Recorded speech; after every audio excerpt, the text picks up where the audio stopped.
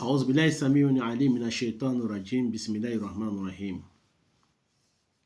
فنشهد أن لا إله إلا الله ولي الصالحين ونشهد أن حبيبنا وخاتم النبيين ورسل محمد بن عبد الله صلوات الله وسلامه عليه وعلى آله وصحبه وسلم تسليما كثيرا والحمد لله رب العالمين. Chers frères et sœurs en islam, nous vous saluons avec meilleure des salutations qui est le salam de l'islam. Nous vous interprétons la sourate Ali Imran, la sourate de la famille de Imran. Pour celui qui voit qu'il est en train de réciter dans son rêve, ou bien il voit quelqu'un dans sa vision qu'il est en train de lire, ou bien il a écouté quelqu'un en train de réciter sourate Ali Imran, complet ou certains de ces versets dans la sourate Ali Imran. C'est-à-dire qu'il y a quelques versets dans la sourate Imran, même si ce n'est pas la sourate complète, mais quelques versets dans la sourate Ali Imran. Qu'est-ce que ça signifie selon notre capacité de l'interprétation, qu'Allah fasse que ce soit bon pour moi et pour vous. Ça peut nous parler de la naissance, de l'accouchement ou de la naissance pour celui qui est stérile. Quand il voit qu'il est en train de réciter la sourate Ali Imran, Allah va lui donner un enfant. Même si c'est un seul enfant, avant de mourir, il aura un enfant.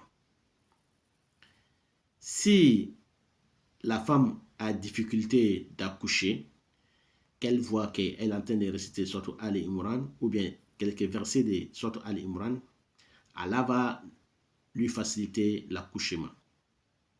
Même si l'enfant devrait être l'enfant prématuré, si la femme a vu qu'elle est en train de réciter sourate Ali Imran ou quelques versets de sourate Ali Imran, l'enfant ne sera plus prématuré, ou bien l'enfant va venir dans le monde avec la baraka, c'est-à-dire que la naissance va se bien passer. La naissance va se bien passer, Inch'Allah. Watadulu Aïdon, et ça nous parle encore de l'héritage. L'héritage veut dire quoi? Pour celui qui va hériter son père ou sa mère ou son oncle maternel ou paternel, ou hériter son frère ou sa sœur. Donc ça parle de l'héritage. Quelqu'un dans la famille va lui léguer son héritage.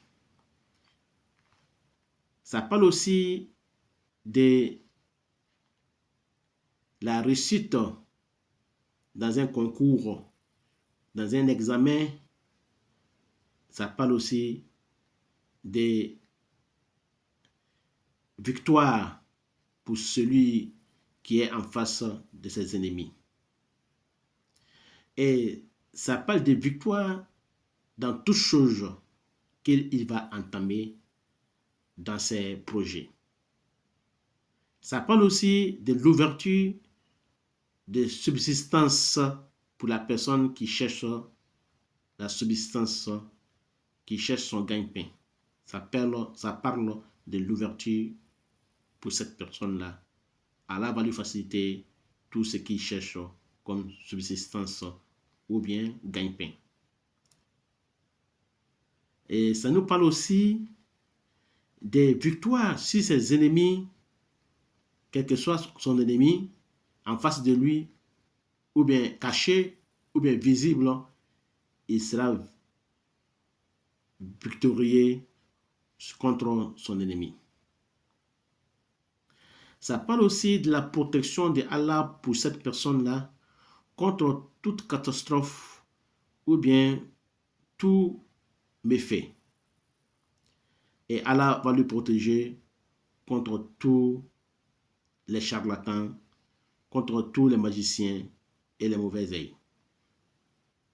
Ça peut parler aussi de la guérison, du remède pour la personne qui est malade d'une maladie douteuse, une maladie de sorcellerie, d'envoûtement et de mauvais œil, ou d'une maladie d'un djinn qui lui est habité. Et ça peut nous parler aussi des voyages dans un pays lointain ou des voyages un déménagement d'un pays à l'autre pays. Wallahu alam, c'est Allah qui sait, qu'Allah fasse que ce soit bon pour moi et pour vous. Voilà, chers frères et sœurs en islam, c'était l'interprétation du rêve de la sourate Ali Imran. Ce que Allah nous a facilité, qu'Allah fasse que ce soit bon pour moi et pour vous. Nous allons passer prochainement, Inch'Allah Ta'ala, sur la sourate An-Nisa, la 4e sourate du Coran, sourate An-Nisa, sourate des femmes. Wallahu a'lam, wa ila liqa.